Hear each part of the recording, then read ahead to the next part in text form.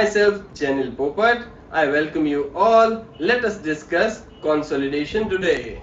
Consolidation is a natural process. Consolidation happens by the time, but by natural loading, or we can say static loading. Let us discuss technical sides of consolidation. For fully saturated soils, compression of soil happens due to expulsion of water from voids due to or under static pressure. It is called consolidation. We can see by these phase diagrams consolidation. Let us understand that here two-phase diagram of a soil particle is shown. Now this red area is showing solid particles and white area is showing water particles. Now under static pressure, under natural static pressure, the soil particle will compress, and due to that compression water particles will go out from this, and due to expulsion of water soil particle volume will decrease, and this process is known as consolidation. Let us move forward and understand stages of consolidation like initial, primary and secondary stages. When partially saturated soil mass gets under external loading, it gets compressed and decrease in volume is seen due to expulsion of air particles and compression of solid particles. This small decrease in volume of soil mass is known as immediate settlement or initial consolidation. Let us understand primary consolidation. So after initial consolidation or immediate settlement, further reduction of volume of soil mass is due to or known as primary consolidation. And secondary consolidation, the reduction in volume of soil mass continues at a slower rate, and furthermore after expulsion of air voids or after primary consolidation, further decrease in volume of soil mass is known as secondary consolidation or creep settlement. Let us move forward. Spring analogy. The process of primary consolidation can be understood by spring analogy. Let us see that. In this figure we can see a piston and a spring hanging on a cylinder full of water. It basically represents soil water system.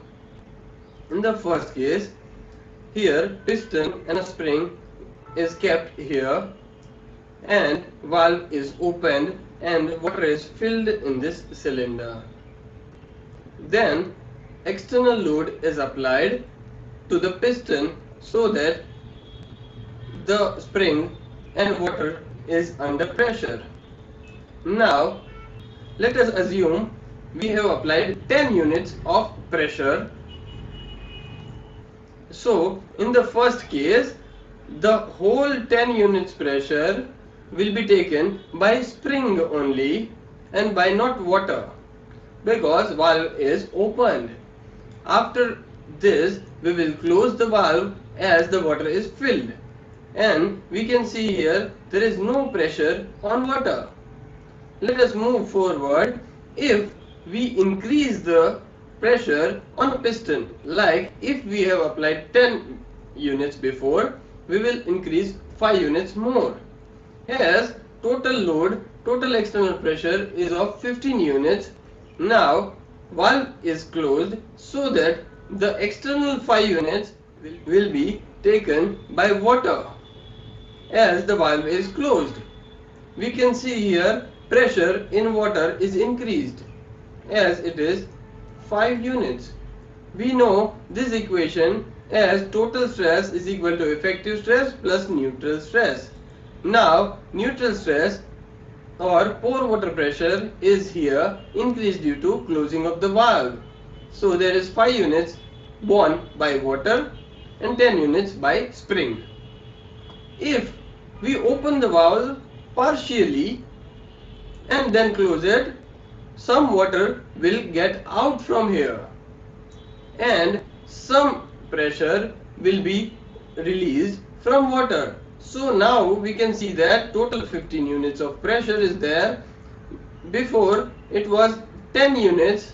Now on spring there is some increment in pressure, that is delta sigma dash.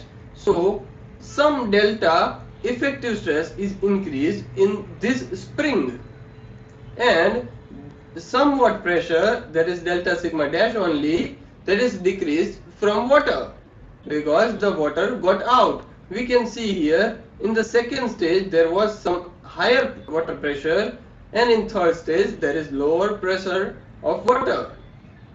Let us move forward. If we open the valve more and then close it, we can see that some more water will be out of that and now total external pressure is taken by spring only. Now U is equal to 0 here. So total stress is taken by effective stress and we can say that total stress is taken by spring, not by water. Here we can see water pressure looks 0. So spring analogy can be understood for primary consolidation of a soil water system.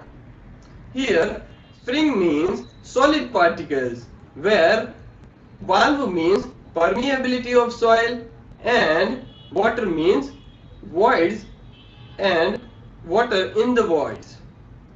So that's it for spring analogy. Let us move forward to void ratio and effective stress relation. Consolidation test is performed through the device consolidometer. Now, if a remolded clay specimen is tested in a consolidometer, their results can show the relationship between void ratio and effective stress. This graph will help us to understand the relationship between void ratio and effective stress. Here, AB curve, you can see the curve AB. AB curve represents a remolded clay specimen is given some pressure and the pressure up to which extent, up to the extent at which it is not given pressure before that time. I mean, we can understand that if the AB curve is the result, then the pressure must be given up to highest extent up to that time. So AB curve is known as virgin compression curve.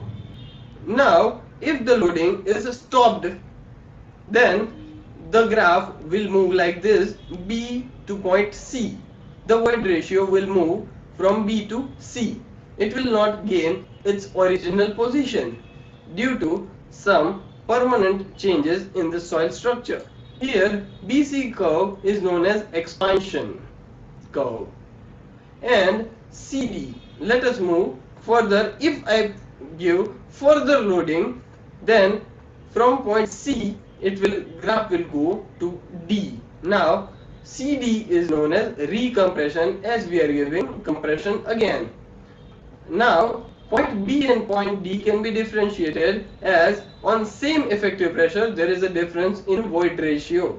So it will not get original void ratio by giving recompression. Further giving load, we can get DE curve. DE is also virgin curve. Now if this curve is plotted on semi-rhythmic plot or semi-rhythmic graph, it can be seen like this. Here we can see line AB, line CB are got straight. So Tarzaghi has given some empirical formulas from this straight line curves and their slopes. Compression index. Tarzaghi has given E is equal to E0 minus Cc into log 10 base sigma dash upon sigma dash 0. Here E is void ratio, E0 that is initial void ratio in starting. Cc means compression index, log 10 base sigma dash sigma 0 dash. Here sigma dash is final effective pressure and sigma 0 dash that is initial effective pressure. And from that we can write Cc as E0 minus E upon log 10 base sigma dash upon sigma 0 dash. That is how Cc compression index is denoted. Now Cc compression index value can be get from slope of line AB, of slope of straight line AB in this figure. Let us move further. Another empirical formula given by Terzaghi, that is for swelling index. E is equal to E0 minus Cs into log 10 base sigma dash upon sigma 0 dash. Here Cs is the new thing. Cs is swelling index. Now swelling index can be obtained from the curve BC. Slope of the curve line BC, that is expansion curve, is denoted as swelling index Cs. Cs can be written as E0 minus E upon log 10 base sigma dash upon sigma 0 dash.